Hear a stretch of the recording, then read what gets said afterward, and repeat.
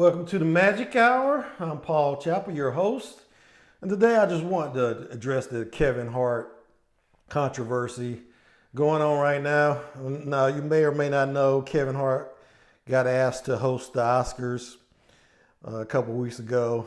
And I'll just let him speak for himself. He appeared on Ellen a couple days ago. So I'll just let him set the stage here. Right after I hosted the Oscars, we went to dinner, Yes.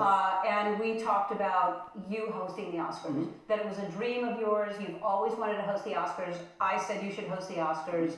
Then you get asked to. I mean, it must have been amazing when they asked you to host this year. I don't know. There's a lot of goals that I have on my board. I got a vision board, and on that vision board is so many things that I want to do that I'll check off as they get done. And Oscars was up there. Oscars was one of the highest of highs simply because there hasn't been a lot of African American comedians that have been able to do it. I would have been the fourth. So to get the moment, celebrate the moment, oh my God, I can't believe it's happened. And then the next morning, after a day full of congratulations and celebrations, I'm hit with an onslaught on social media of my past coming back up again. Literally the next morning. Mm-hmm. Not even a full 24 hours to glow in the glory of Kevin Hart is hosting this year's Oscars. And when it happened, you know, my first thought is I'm going to ignore it. I'm going to ignore it because it's 10 years old. This is stuff I've addressed. I've talked about this. This isn't new. I've addressed it. I've apologized for it. I'm not going to pay it any mind. Okay, so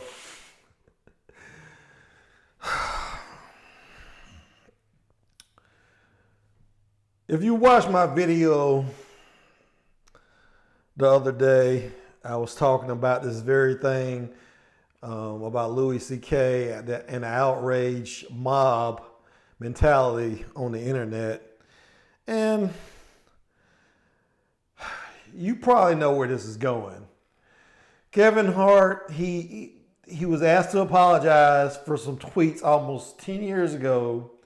And of course, the outrage mob didn't take his apology seriously. He says he apologized 10 years ago, but you know, just so those people who missed it the first time, he apologized again. Okay? And then he stepped down from the hosting the Oscars altogether. So I don't even know why he came on Ellen. I guess she asked him to. But I just want to say it's weird that he would want to be the fourth black host to host the Oscars. I mean, it's not really a milestone. And I'm kind of the opinion that the Academy Awards are crap anyway. I mean, just put it this way. Ron Howard has an Oscar and Martin Scorsese doesn't. Just let that sink in for a moment. So I don't even know why he would want to host Oscars. The way I hear it, they only pay you $15,000 to host. And the Oscars their ratings drop every year. I think last year was the worst ever. So I don't even see why he wants to host the Oscars. So, but you know, it's predictably everyone condemned him, of course, because nothing's ever good enough for the outrage mob. And over here on that AV Club, we had this kind of snarky title: Kevin Hart offers heartfelt plea for people to grow past holding him accountable for the things he used to say. And I read that title. I says, well, that's a little bit harsh. And this guy who wrote this article even, you know, went as far as to bash Rob Schneider, who defended Kevin Hart, as he should. And let's just see what horrible things Rob Schneider, of all people, had to say about this. I gotta ask you, we were just talking about this. There's so much news in comedy these days. Yeah, There's almost like a comedy entertainment convention. I'm scared. You are? Because- Comedians are the ones who are supposed to say the horrible things And you the can't? great things it doesn't say. No, it's just the idea that comedians are supposed to be, the role models for other people. It's like these people are sick. They're injured. They're in pain. They're dealing with their pain. And a comedy club is a place to get that out. It used to be a safe space. I do not allow cell phones anymore in the shows. Really? If somebody takes cell phone out, I get off stage. And Let me just say here, you should watch his whole interview. It's just great. He says so many great things. I mean, one of the things he always says is, you go to comedy clubs to be shocked. Comedians are supposed to shock. You think of all your favorite comedians. Now, you might be some, house, soccer mom, whatever. So maybe your taste isn't the same as mine, but most people like a little bit of shock in their comedy. So I just don't see what the uproar is about. But this writer in the AV Club, he just bashed Rob Steiner. I have to apologize to Rob Steiner because I confuse the characters he plays in his movies with his real person. But he's actually a very, very intelligent person. So I started thinking about this, though. I was like, this whole Kevin Hart situation sounds like another controversy that happened not too long ago, and I'm talking about James Gunn.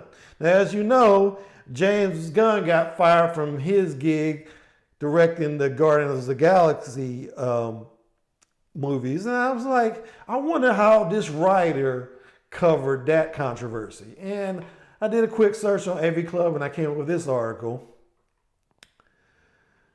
Guardians fans have raised thousands to put a rehired James Gunn billboard near Disneyland. Okay, that's maybe he's just basically reporting what's going on.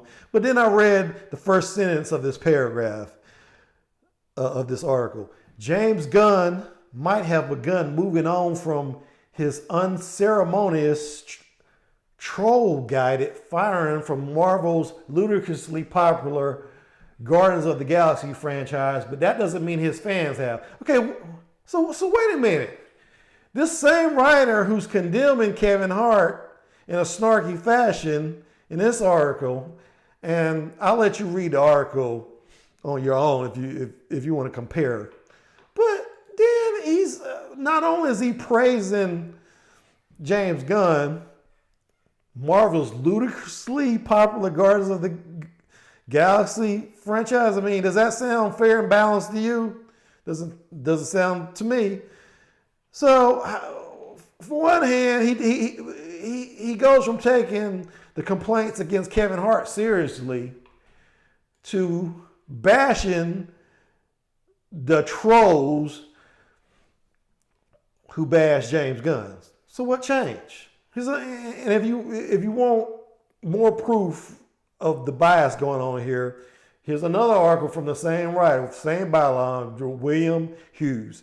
James Gunn is going to be just fine. Oh, really? Then I'll just read another line from this article. Since then, the studio has had to weather widespread criticism for the decision. They're talking about him getting fired.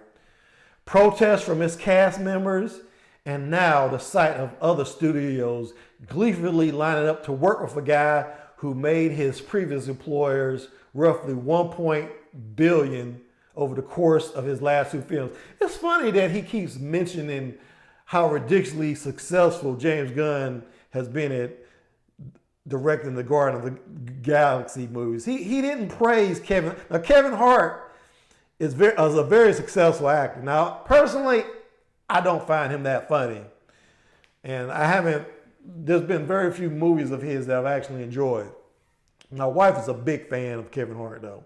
But it's just strange that he keeps talking about how successful James Gunn is. And he doesn't do the same for Kevin Hart.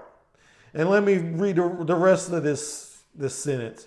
Before they abruptly kicked him to the curb because some Twitter assholes said they should. Now they've gone from trolls to Twitter assholes all of a sudden. So what changed? I mean, is this guy racist? Is he just support? Does he support white men of influence over black men of influence? Maybe. I have no proof of that, but maybe. But no, I think it's a little bit simpler than that. Because as you might know from that whole incident with James Gunn was attacked by right-wing trolls instead of left-hand trolls. That's the only difference here. So, in other words, politics. So my point here is that this is my advice to Kevin Hart. The best move, like they say in war games, the best move is not to play, because you're not going to win. You know, if you're attacking somebody on the left, you're going to get attacked by people on the left, and they're not going to accept any kind of apologies. If you attack somebody on the right, you're going to get attacked by people on the right, and they're not going to accept any apologies. No matter what you do, you're not going to win this fight. And the reason why I know this is true and that you should take my advice on not even responding to the trolls is because that's exactly what Chris Rock does. Now, you might remember that Chris Rock did an SNL monologue, I think, this 2014. And you see the title of the article, Chris Rock stirs controversy with the SNL monologue about Boston Marathon 9/11. Now, he told some funny jokes about the Boston Marathon. And now I won't butcher his jokes. But he was joking, for God's sake, about people blowing up at the Boston Marathon. So why didn't you hear any controversy about Chris Rock? I mean, there was some controversy, but they got lost in the mix like a few days later. Why do you suppose? Well, let's tab on down or scroll on down to the next article. Walking Dead's Emily Kinney best surprise reunion changes everything. So, I mean, I don't have any proof of this, but it looks like people just moved on because, oh my God, Emily or Beth died in The Walking Dead. So here's my whole point is, you cannot win with the outrage culture, the internet mob. There's no way to win. Chris Rock doesn't get trapped like these other comedians and directors or what have you because he just ignores it. I mean, I can't tell you how many times I've heard people rage against something Chris Rock said in one of his comedy routines, or Dave Chappelle, or just about any comedian these days. So it's just ridiculous. I mean, Twitter is pretty much a cancer on our society at this point. I keep having friends tell me, you should get a Twitter account to promote your YouTube channel. You got to be on Twitter. You got to be on Twitter. And my thing with Twitter is it's much easier to do a text search for something controversial that somebody has said than to go through somebody's YouTube account and watch. No one's going to sit down and watch the 60-something videos that I've done. I mean, they would have to be really pathetic to take that much time to watch all those videos. Whereas they can go on Twitter and just do a simple search and probably find something in 5 minutes. So I think it's a bad idea for any comedian to be on Twitter at this point. I mean, even Facebook. I mean, if you have a job, any comedian, one of the difference that I would say about Chris Rock is the reason he can move on when he says something controversial, he doesn't have anything to lose.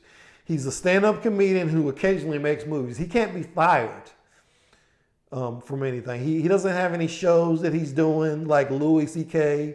or Roseanne. And Kevin Hart is pretty much in the same boat. He's a stand-up comedian who does a movie occasionally. And now he does a whole lot more movies than Chris Rock does, but still my point stands. this move to go on Ellen was just stupid. He should have just let it die, and you know, it would have just, as far as I know, nobody was even talking about it when he went on Ellen. So I'm just sad to see him just open up this wound again, because everybody is, even Don Lemon was trashing him. I mean, when you got Don Lemon trashing you, you screwed up. So that's just my advice.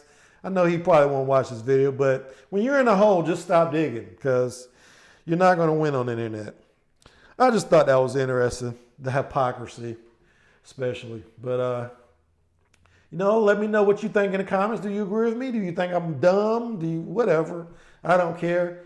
Just say whatever, you know. I encourage discussion on my channel, and I appreciate all the new subscribers. I appreciate people actually viewing my videos.